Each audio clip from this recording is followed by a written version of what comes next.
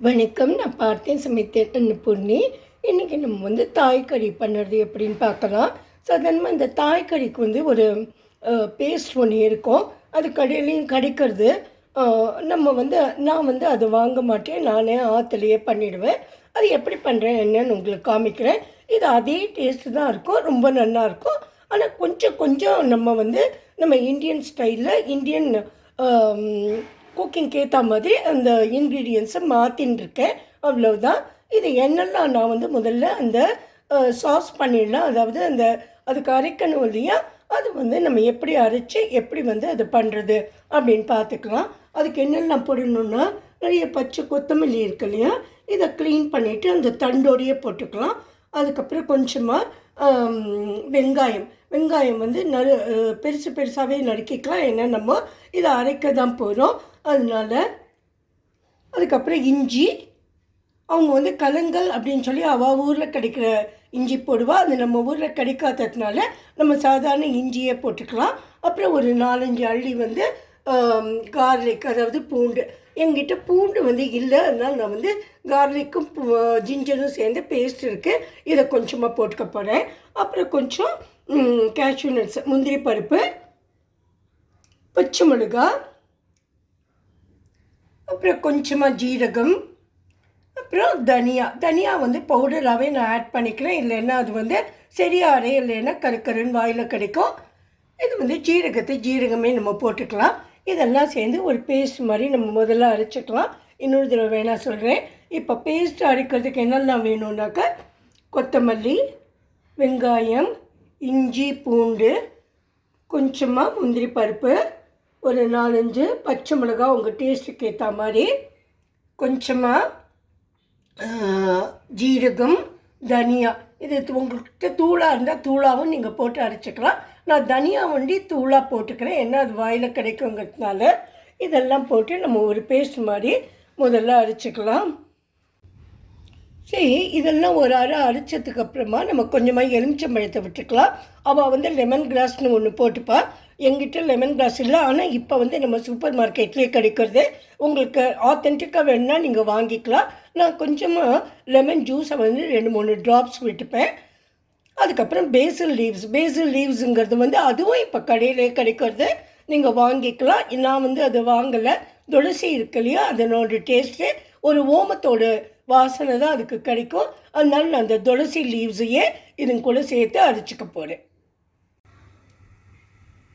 இப்போ நம்மளோட தாய்க்கறிக்கான பேஸ்ட் வந்து ரெடி ஆகிடுது.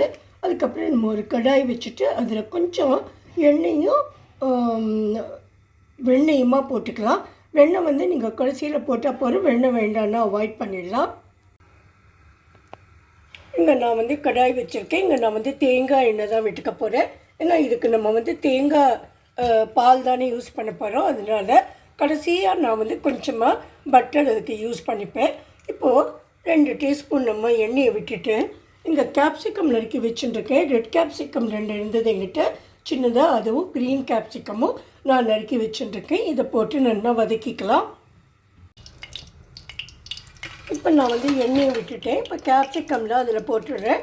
மற்றபடி நான் என்னெல்லாம் வெஜிடபிள் வந்து எடுத்துட்டுருக்கேன்னா, ப்ராக்கலி கொஞ்சம், அப்புறம் காலிஃப்ளவர் கொஞ்சம், அப்புறம் கேபேஜ் கொஞ்சமாக, அப்புறம் கேரட்டு, பட்டாணி, அப்புறம் எங்கிட்ட வந்து அந்த ஜுக்கினின்னு சொல்லுவோம் இல்லையா, அது மாதிரி இந்த வெள்ளரிக்காய் மாதிரி இருக்குமே, அது கொஞ்சம் எல்லோ கலர்லேயும் கிடச்சிது. அது வந்து பரங்கிக்காய் மாதிரி தான் இருக்கும் டேஸ்ட்டு, கொஞ்சம் அதுவும் கிடச்சிது. அதுவும் அந்த வெள்ளையாக இருக்கிற ஜுக்கினியும் அந்த எல்லோவாக இருக்கிறதும் நான் வந்து எடுத்து வச்சுருக்கேன். இதெல்லாம் நான் உங்களுக்கு பண்ணி காமிக்கிறதுக்காக நேற்று வாங்கின்னு வந்து கிடச்சிது எனக்கு. அதனால் இல்லைன்னா உங்களுக்கு என்ன இருக்கோ அதை வச்சே நீங்கள் பண்ணலாம். வீட்டில் வந்து என்ன வெஜிடபிள் இருக்கோ, கேரட் கூட நான் கொஞ்சம் போட்டுருக்கேன். ஆனால் அதெல்லாம் நான் வந்து கொஞ்சம் வேக வச்சு எடுத்து வச்சுருக்கேன், மற்ற வெஜிடபிள்ஸ் எல்லாம். அதே மாதிரி இந்த காலிஃப்ளவர், கேபேஜு, ப்ராக்கலி, இது 3த்தையும் வந்து நான் கொஞ்சமாக தண்ணியை விட்டு அதில் அது நல்லா பாயில் ஆனதுக்கப்புறம் அதையும் பிளான்ச் பண்ணி வச்சுருக்கேன். லேசாக வேக வச்சு வச்சுருக்கேன். இது கொஞ்சம் வதங்கட்டும். நம்மளுக்கு கொஞ்சம் பச்சை பட்டாணியும் நான் போட்டுருக்கேன். ஆனால் இதெல்லாம் அவசியம் இல்லை. உங்களுக்கு என்ன இருக்கோ அதை வச்சு நீங்கள் பண்ணிக்கலாம். இது கொஞ்சம் வதங்கட்டும். அதுக்கப்புறம் நம்ம அரைச்சி வச்ச பேஸ்ட்டு போட்டு இதில் நல்லா வதக்கிடலாம். இந்த எண்ணெய் போடலைன்னா கொஞ்சம் கூட எண்ணெய் விட்டுக்கலாம். ஏன்னா நம்ம அதில் எல்லாமே பச்சையாக போட்டிருக்கோம். பூண்டு பேஸ்ட் ஆகட்டும், இஞ்சி ஆகட்டும், வெங்காயம் ஆகட்டும், அதனால் அதுவும் நல்லா பச்சை வாசனை போகிற வரைக்கும் வதங்கி கிடைக்கணும் நம்மளுக்கு. அதனால இதுக்கப்புறமா அந்த பேஸ்ட்டை நம்ம இது கூட ஆட் பண்ணிக்கலாம். இப்போ நான் அந்த பேஸ்ட்டையும் போட்டு நல்லா இறக்கி கொடுத்து கொஞ்சம் தண்ணியும் விட்டுருக்கேன். அதாவது அந்த மிக்சியை அலம்பி அந்த தண்ணியையே இது கூட விட்டுருக்கேன். இது கொஞ்சம் நல்லா கொதிச்சுட்டு நான் பச்சை பட்டாணி முன்னாடியே வேக வச்சுக்கலாம். ஏன்னா அது சுருக்கவே வேந்துடும் அப்படின்னு சொல்லிவிட்டு அதையும் ஒரு கை இது கூட போட்டுட்டு அதுவும் சேர்ந்து வேந்துருக்கு. இதெல்லாம் வெந்தப்புறம் நம்ம பர்பாயில் பண்ணி வச்சுருக்கோம் இல்லையா, அதாவது முன்னாடியே கொஞ்சமாக வேக வச்சுருந்தேன் வெஜிடபிள்ஸ்லாம் இது கூட இப்போ நான் ஆட் பண்ணிடுறேன். இப்போ எல்லா வெஜிடபிள்ஸையும் நான் இது கூட போட்டுட்டேன். நான் வேக வச்சுருந்த வெஜிடபிள் எல்லாத்தையுமே இதில் உப்பும் போட்டுட்டேன். நம்ம அரைக்கும் போது அதுக்கு கொஞ்சம் உப்பு போட்டிருக்கோம். இருந்தாலும் இந்த வெஜிடபிள்ஸ்லாம் நான் கொஞ்சம் நிறைய போட்டதுனால அந்த உப்பு போயிடாது. அதனால் கொஞ்சம் உப்பும் இது கூட நான் போட்டு கொடுத்துட்டேன். அதுக்கப்புறமா நான் இன்னைக்கு காலங்கத்தால் 2 தேங்காய் எடுத்து தேங்காய் பால் எடுத்து வச்சுருக்கேன். இந்த தேங்காய் பாலை விட்டுட்டு கேஸை நம்ம சின்னதாக்கிடலாம். எல்லாம் ஒன்றா சேரட்டும். சில பேர் என்ன பண்ணுவாங்கன்னா அந்த தேங்காய் பாலை நம்ம அந்த காய் முதல்ல வதக்கினோம் இல்லையா, அதுக்கப்புறமே தேங்காய் பால் விட்டுட்டு அதுலேயே அந்த காயெல்லாம் போடுவேன். நான் ஒரு விசில் வச்சு இதெல்லாம் வேக வச்சதுனால எனக்கு அந்த அவசியம் இல்லை. இப்போ நான் தேங்காய் பாலை விட்டுடுறேன். தேங்காய் பாலை விட்டப்பறம் எப்போவுமே கேஸை சின்னதாக்கணும். இல்லைன்னா அது ரொம்ப சூடுபட்டால் திரிஞ்சா மாதிரி ஆகிடும். அதனால் இலைக்கிண்டே இருக்கணும். கொஞ்சம் ஜாகிரதையாக பார்த்து பண்ணணும். இப்போ நான் அந்த தேங்காய் பாலை இது கூட விட்டுடுறேன். நான் எடுத்த தேங்காய் பாலில் பாதி தான் இங்கே எடுத்து வச்சுருக்கேன். மீதியை எல்லாம் ஆனதுக்கப்புறம் நம்ம மேலே விட்டுக்கலாம். இதை விட்டுடலாம். இப்போ நான் இந்த தேங்காய் பாலையும் விட்டுட்டேன். கொஞ்சம் கொதிச்சுருக்கு. லேசாக கொதிச்சாலே போதும்.